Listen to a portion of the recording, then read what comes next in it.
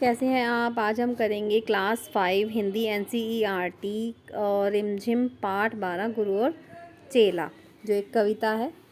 चलिए उसके प्रश्न उत्तर करते हैं। प्रश्न 1 है, टका पुराने ज़माने का सिक्का था। अगर आजकल सब चीज़ें 1 रुपये किलो मिलने लगे तो उससे किस तरह के फ़ायदे और नुकसान होंगे। उसका उत्तर है, अगर आजकल सब चीज़ें 1 रुपये किलो मिलने लगें तो इससे सारी जनता को फ़ायदा होगा, क्योंकि उन्हें भी चीज़ें 1 रुपये किलो में मिलने लगेंगी। लेकिन वहीं दुकानदारों और विक्रेताओं को नुकसान होगा, क्योंकि उन्हें हर चीज़ 1 रुपये किलो बेचनी पड़ेगी, जिससे उन्हें कोई फ़ायदा नहीं होगा।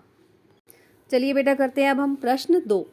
भारत में कोई चीज़ खरीदने व बेचने के लिए रुपए का इस्तेमाल होता है और बांग्लादेश में टके का। रुपया और टका क्रमशः भारत और बांग्लादेश की मुद्राएं हैं।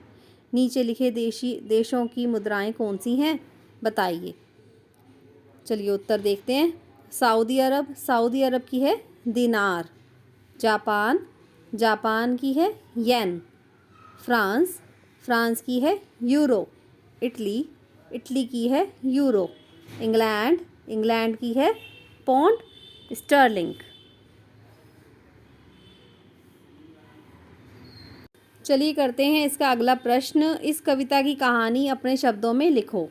तो इसकी कहानी हम अपने शब्दों में लिखते हैं। चलिए, यह कहानी अंधेर नगरी के गुरु और चेले से शुरू होती है। दोनों एक साथ ही आते हैं, लेकिन वहां पहुंचने पर उन्हें पता चलता है कि यह अंधेर नगरी है और यहाँ का राजा बिल्कुल मूर्ख है। यह सुनकर गुरु अपने चेले को उस नगरी से फ़ौरन वापस चलने को कहता है, लेकिन चेला वापस जाने से इनकार कर देता है। कारण, नगरी में हर चीज़ 1 टके की मिलती थी। तब गुरु अकेला ही वहाँ से चला जाता है और चेला वहीं रहकर खाने पीने का आनंद लेने लगा। उस नगरी में खीरा, ककड़ी, रबड़ी, मलाई जैसी चीज़ें टका सेर मिलती थी। कुछ दिन बाद नगरी की एक दीवार गिर जाती है।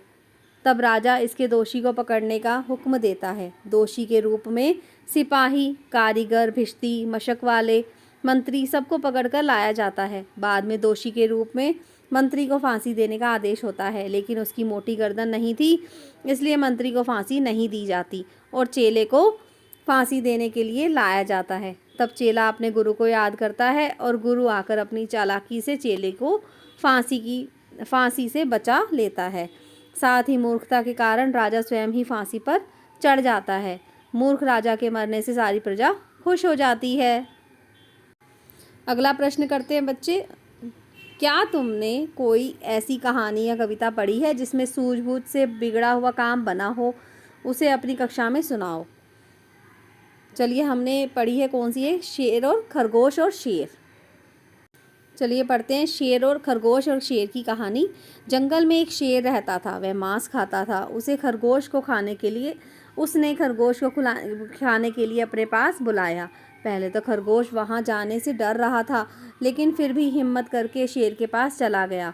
जब शेर ने पूछा कि तुम देर से क्यों आए हो, तो उसने कहा कि महाराज, रास्ते में मुझे आपसे बड़ा शेर मिल गया था, उसी ने मुझे रोक लिया था। यह सुनकर शेर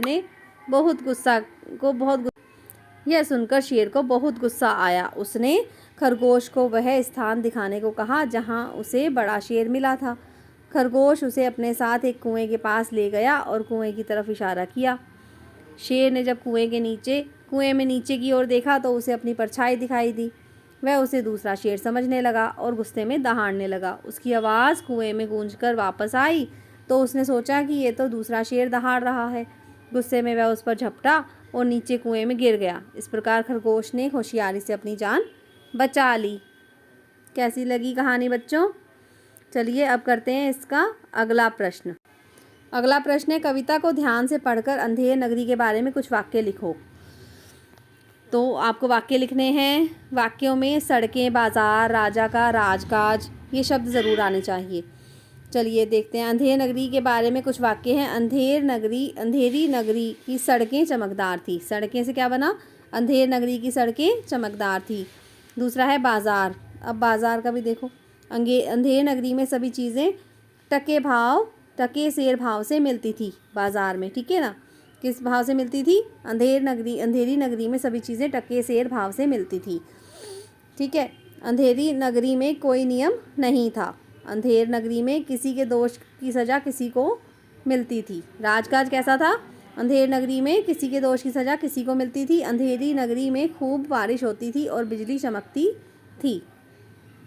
चलिए करते हैं प्रश्न 4।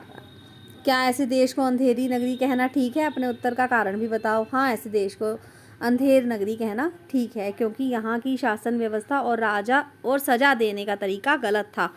चारों ओर अज्ञानता का वातावरण था। यहाँ का राजा मूर्ख था। कविता की बात से प्रश्न करते हैं। प्रजा खुश हुई जब मरा मूर्ख राजा। अंधेर नगरी की प्रजा राजा के मरने पर खुश क्यों हुई? अंधेर नगरी की प्रजा राजा के मरने पर इसलिए खुश हुई क्योंकि उस राजा की राज प्रणाली ठीक नहीं थी। प्रश्न अगला है, यदि वे राजा से परेशान थे तो उन्होंने उसे खुद क्यों नहीं हटाया? आपस में चर्चा करो। प्रजा ने राजा को खुद इसलिए नहीं हटाया क्योंकि उस समय राजा का महत्व सबसे अधिक था। राजा ही राज्य का मुखिया होता था और उसी का हुक्म चलता था। अगला प्रश्न करते हैं। गुरु का कथन झूठ होता नहीं है। इससे रिलेटेड प्रश्न है। गुरु जी ने क्या बात कही थी? तो उत्तर है, गुरु जी ने कहा था कि यह मुहूर्त फांसी पर चढ़ने के लिए शुभ है। राजा यह बात सुनकर फांसी पर लटक गया। तुम्हारे विचार से गुरुजी ने जो बात कही वह सच थी? राजा गुरुजी की बात सुनकर फांसी पर लटक गया, लेकिन गुरुजी ने जो बात कही वह सच नहीं थी।